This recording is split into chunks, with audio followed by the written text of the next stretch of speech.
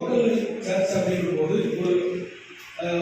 ஒரு கிராம அளவில் செய்கிறவருடைய வளர்ச்சியை நம்ம கவனிக்கணும். கண்டிப்பாக கவனிச்சு ஆகணும். ஒரு ஊழியக்காரனுடைய மனநிலைமை மாறுவதற்கு மிக முக்கிய காரணமாக இது இருக்கிறது.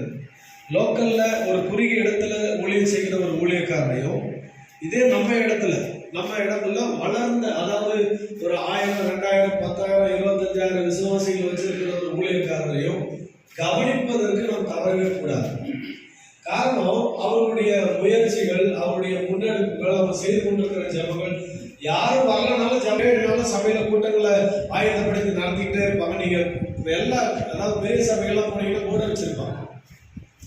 இது என்ன காட்டுது அப்படின்னா, ஊழியத்தை ஒருவேளை அவங்க அங்க இருந்து செய்யறாங்களோ இல்லையோ, ஆனா மற்றவர்களை உற்சாகப்படுத்துவதற்காக, ஜெபிப்பதற்காக, ஊழியம் செய்வதற்காக, மற்றவர்களை உருவாக்குவதற்காக பல திட்டங்களை அவர்கள் முன்னெடுத்து செல்வதை நாம் கவனிக்க முடியும்.